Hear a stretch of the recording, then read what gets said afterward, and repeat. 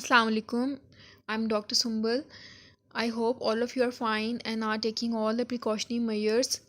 So, dear students, today we are going to study two topics, pulse and pulmonary circulation. So, let's begin our lecture with the topic of pulse. So, in this topic, we are going to know about the definition of the pulse. Then we will see the various sites where we can measure the pulse, and in the end, we would see the significance of measuring the pulse. So let's begin with the definition of the pulse. As you can see that I have written a definition here, which is a wave of distension and elongation felt in the arterial wall each time the left ventricle ejects blood into the system. So let me explain this definition with the help of this diagram. So you guys already know that heart has two sides, right side and the left side. So whenever the left ventricle contracts, it ejects blood into the aorta. From the aorta, the blood reaches the systemic arteries, and whenever the blood reaches the systemic arteries, it generates pressure on the walls of the arterial wall. This pressure generated on the arterial wall causes the distension of the arterial wall, and this distension is felt as pulse. तो क्या होता है कि जब भी heart left ventricle of the heart contact करता है तो ब्लड एओर्टा के अंदर आता है, एओर्टा से सिस्टेमिक आर्टरीज में जाता है और सिस्टेमिक आर्टरीज में ये उनकी वॉल्स के ऊपर प्रेशर जनरेट करता है, जिसकी वजह से डिस्टेंशन होती है वॉल्स के ऊपर और हमें वो फिर क्या फील होती है as pulse. So what is the normal pulse rate? As you can see, I have written 60 to 80 beats per minute. So you guys would be wondering that normal heart rate is also 60 to 8 beats per minute. So guys, you are right. क्योंकि जब भी हमारा heart contact करता है ये blood eject करता है aorta में, जहाँ से वो सिस्टेमिक आर्टरीज में जाता है और हमें पल्स फील होती है. तो heart rate is the same as a pulse rate in a normal person. Now if you want to take the pulse of an artery, then you will have to see for two conditions. तो वो दो conditions क्या हैं? Number one I have mentioned here is that artery must be superficial. You know, we have so many arteries in our body. Many of them are present deep inside the body.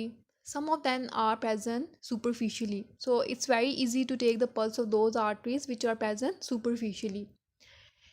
इसी तरह the artery जिसके आप pulse ले रहे हैं, it should be present against some hard object, for example bone, because it's easy to gently press the artery against a hard object. So आपके लिए pulse लेना आसान हो जाएगी. Now we are going to see various sites where we can take the pulse. तो upper लिम और lower limb दोनों में बहुत सी डिफरेंट साइट्स हैं जहाँ पे डिफरेंट आर्टरीज हैं जिनकी आप पल्स जो है वो चेक कर सकते हैं. So, but the most common side where you can take the pulse is the wrist, and the artery which is present at the side is radial artery. इसके अलावा आप देख रहे हैं कि I have mentioned elbow जहाँ पे brachial artery गुजर रही है, उसकी आप पल्स ले सकते हैं. नेक के ऊपर carotid artery है जिसकी आप पल्स ले सकते हैं. Near the groin area there is femoral artery जिसकी आप पल्स ले सकते हैं. और behind the knee there is a popliteal fossa जहाँ पे popliteal artery रन कर रही होती है, उसकी आप पल्स ले सकते हैं. Near the ankle joint there is posterior tibial artery passing और आप उसकी पल्स ले सकते हैं. On front of the foot there is dorsalis pedis artery जिसकी आप पल्स ले सकते हैं. So in this diagram you can see all those sides और I have mentioned the name of the arteries also. तो आप देख सकते हैं नेक के ऊपर there is carotid artery, elbow पे आप देख रहे हैं ब्रेकियल आर्टरी, रिस्ट पे there is radial artery, near the groin area there is femoral artery, in the popliteal fossa there is popliteal artery, near the ankle joint there is posterior tibial artery, or in front of the foot there is tosalis pedis artery. तो in different जगहों पे आप pulse जो है वो check कर सकते हैं. Now the question arises that why do we have to take the pulse rate? तो I have mentioned 4 points here. So we are going to touch all those 4 points one by one. In the first point, I have written heart rate. I have told you already that pulse rate is correlated with the heart rate. जितना भी normally heart blood eject जितने heart जब blood exact करता है वो aorta में जाता है, वहाँ से सिस्टमिक आर्टरीज में जाता है और हम पल्स फील करते हैं। तो हार्ट जितनी दफ़ा कॉन्ट्रैक्ट करेगा उतनी दफ़ा हमें पल्स फील होगी। फॉर एग्जांपल अगर किसी का हार्ट कॉन्ट्रैक्ट कर रहा है at the rate of 70 beats per minute, तो हमें पल्स भी इतनी बार ही फील होगी, that is at the rate of 70 beats per minute. तो अगर किसी का हार्ट कम कॉन्टैक्ट कर रहा है for example at the rate of 60 beats per minute, तो हमें हार्ट रेट, उसकी पल्स रेट भी इसी तरह फील होगी 60 बीट्स पर मिनट। तो आप हार्ट रेट कैलकुलेट कर सकते हैं with the help of pulse rate. Number 2 पे I have mention regularity of heart beat. You guys know कि नॉर्मली क्या होता है कि heart contracts at regular interval, हर बीट एक रेगुलर इंटरवल पे आ रही होती है इसी, और हमें पल्स भी एक रेगुलर इंटरवल पे फील हो रही होती है। तो if there is some irregularity present in the heart beat, तो हमें वो इजीली पल्स रेट की मेजरमेंट से चेक हो सकती है। Now in the third point I have mention the volume और स्ट्रेंथ ऑफ बीट। तो नॉर्मली क्या होता है कि heart ejects 60 to 80 ml of blood into the aorta, and this is a very good volume of blood which reaches the distal end of the systemic arteries, और ये distend करता है और वॉल को, और हमें पल्स फील होती है। बट अनफॉर्चुनेटली अगर किसी में कोई ब्लड वॉल्यूम की कमी, for example if some person is met with an accident and he has lost a huge amount of volume in that accident, तो क्या होगा कि the blood volume in the body is decreased and definitely the heart will eject less amount of blood, and that less volume of blood reaches the distal end of the systemic arteries, and क्या होगा कि हमें जो उसकी pulse है वो बहुत week और फीबल सी फील होगी। So with the help of pulse we can actually assess the volume of the blood as well. So on the fourth point, I have mentioned that we can assess the tension on the arterial wall also. क्या होता है कि normally हमारी arterial wall के अंदर elastic tissue present होता है, जिसकी वजह से हमारी जो आर्टीरियल वॉल है it is quite an elastic in nature. But when we ages that elastic tissue gets degenerated, और हमारी जो आर्टीरियल वॉल है वो विद एज थिक होती जाती है। यही वजह है कि अगर आप किसी normal young healthy adult person की अगर आप आर्टरी मतलब उसकी पल्स लेंगे, तो आप देखेंगे कि जो उसकी आर्टीरियल वॉल है बहुत सॉफ्ट होगी एज़ कम्पेयर टू दिस। अगर आप किसी एजड बंदे में लाइक कोई अगर 80 ईयर्स का आदमी है उसकी अगर आप पल्स फील करेंगे, तो आप देखेंगे कि जो उसकी आर्टीरियल वॉल है वो आपको थोड़ी सी हार्ड फील होगी, जस्ट लाइक अ पाइप। तो क्यों वो हार्ड फील होगी? क्योंकि उसकी जो आर्टीरियल वॉल है it has become thicken due to the loss of elastic tissue. तो ये 4 चीज़ें जो हम मेजर कर सकते हैं with the help of taking the pulse. Now sometimes क्या होता है कि the heart rate is normal, या यू कैन से कि हार्ट रेट नॉर्मल है लेकिन pulse rate is less than heart rate.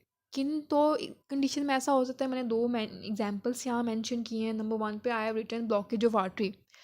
क्या होता है कि if there is some blockage at the proximal end of the artery, तो उसमें क्या होता है the blood will not be able to pass through that blockage.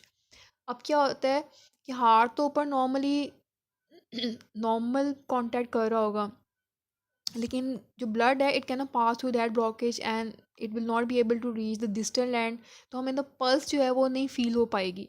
तो in that case heart is rate is normal but the pulse rate would be less than normal. दूसरी क्या condition हो सकती है? In any kind of cardiac abnormality such as arrhythmias. Arrhythmias एक ऐसी cardiac abnormality है जिसमें आपका कार्डिक मसल जो है वो डैमेज होता है, और उसकी वजह से क्या होता है कि हार्ट की जो कॉन्ट्रैक्शन है वो बहुत वीक होती है। So heart contracts with weak force, तो उसमें क्या होता है कि less amount of the blood या less volume of the blood is injected into the aorta and into the systemic arteries. तो क्या होता है कि समटाइम क्या होता है कि वो इतना वीक कॉन्टैक्ट करता है कि आपका ब्लड जो है वो बिल्कुल डिस्टेंट एंड तक पहुंच ही नहीं पाता। तो in that case heart rate जो है उससे पल्स रेट बहुत कम होगा। ठीक है, you will not be able to appreciate normal pulse rate, तो आपका हार्ट रेट से पल्स रेट बहुत कम होगा। So now we are moving towards our second topic, which is circulation. So we divide the circulation into 2 types, pulmonary circulation and systemic circulation. As the name indicates, pulmonary means circulation in the blood in the lungs, यानी कि movement of the blood in the lungs, और systemic का मतलब है कि movement of the blood throughout the body except the lungs. But today we are going to study only pulmonary circulation. तो क्या होता है, as we already know that heart has two sides, left side and the right side. तो जब right ventricle contact करता है तो blood जो है वो एंटर होता है into the pulmonary trunk. Pulmonary trunk से ब्लड मूव करता है into the pulmonary arteries. These pulmonary arteries are two in number, right pulmonary artery and the left pulmonary artery. ये आर्टरीज जो है अपने रिस्पेक्टिव साइड के लंग के अंदर एंटर होती हैं. वहाँ पे एक्सचेंज ऑफ गैसेज होती है, वहाँ पे फिर पल्मोनरी वेन्स बनती हैं और those pulmonary veins then enter into the left atrium of the heart. तो पल्मोनरी सर्कुलेशन में क्या हो रहा है बेसिकली कि राइट वेंट्रिकल से ब्लड जो है वो इजेक्ट होता है और एंटर होता है इनटू द लंग्स, जहाँ पे एक्सचेंज ऑफ गैसेज हो रही हैं, और लंग्स से भी पल्मोनरी वेन्स जो हैं वो left atrium of the heart में एंटर हो रही हैं. So blood moves from the right ventricle into the lung and from the lungs it moves back into the heart through left eight into the enters into the left atrium of the heart. So now I'm going to explain you this pulmonary circulation with the help of this diagram. Up you can see the picture of the heart here, and you guys know that right side of the heart has right atrium and right ventricle, and the left side of the heart has left atrium and left ventricle. और right ventricle के upper portion से क्या rise कर रहा है pulmonary trunk which enters, जो आगे बन रहा है pulmonary artery. The pulmonary arteries are basically two in number, left pulmonary artery and the right pulmonary artery. Left pulmonary artery enters into the root of the left lung and the right pulmonary artery enters into the root of the right lung. Lung के अंदर enter होने के बाद these pulmonary arteries are divided into arterioles, और ये जो arterioles हैं they are further divided into capillaries. Capillaries वो साइट हैं जहाँ पे एक्सचेंज ऑफ गैसेज हो रही हैं. क्या एक्सचेंज ऑफ गैसेज हो रही हैं? Oxygen is entering into the blood and the carbon dioxide is entering into the lungs. तो बेसिकली क्या हो रहा है, ऑक्सीजनेशन ऑफ द ब्लड हो रही है. वो जो कैपिलरीज हैं जहाँ पे ये सारी एक्सचेंज ऑफ गैसेज हो रही हैं, they further make venules on the opposite side. और क्या होता है, वो venules are now making pulmonary veins, और these pulmonary veins now are entering into the left atrium of the heart, or they empty the blood into the left atrium of the heart.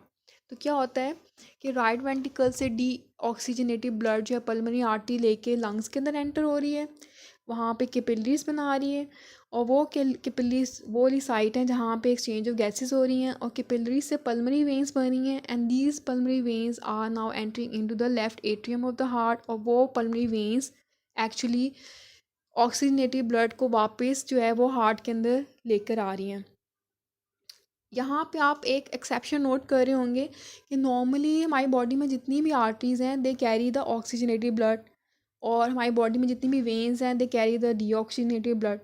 But here in this case of pulmonary circulation there is an exception. इसमें क्या exception है कि जो pulmonary arteries हैं they are carrying deoxygenated blood, और जो pulmonary veins हैं they are carrying oxygenated blood. आप देखें इस डायग्राम के अंदर भी जो पल्मोनरी आर्टरीज हैं they have been shown in blue colour. Blue colour का मतलब है they are carrying the deoxygenated blood, और जो पल्मोनरी वेन्स हैं they have been shown in red colour. Red colour shows they are carrying oxygenated blood. तो ये जो है हमारी सारी पल्मोनरी सर्कुलेशन है, और इसकी सिग्निफिकेंस क्या है? इसकी सिग्निफिकेंस सिर्फ ये है कि इसने डीऑक्सीजनेटेड ब्लड को हार्ट से लेके जाना है इनटू द लंग्स, जहाँ पे ऑक्सीजनेशन होनी है, कार्बन डाइऑक्साइड ने रिमूव हो जाना है, ऑक्सीजन ने एंटर हो जाना है, और ये जो ऑक्सीजनेटेड ब्लड है इसने वापस फिर दोबारा हार्ट में ही एंटर होना है, but on the opposite side यानी कि लेफ्ट एट्रियम में. वहाँ से ये लेफ्ट वेंट्रिकल में चला जाएगा, लेफ्ट वेंट्रिकल से एओर्टा में जाएगा, एओर्टा से सिस्टेमिक आर्टरी से भी बाकी सारे vital organs of the body को ये ऑक्सीजनेटेड ब्लड चला जाएगा. So this is the pulmonary circulation, and this is also the end of the lecture. In case you don't understand any point, you can ask me any question. You can write down the comments below the lecture, so I will definitely try my best to answer your questions. So guys, stay at home and take care of yourself, and Khuda Hafiz.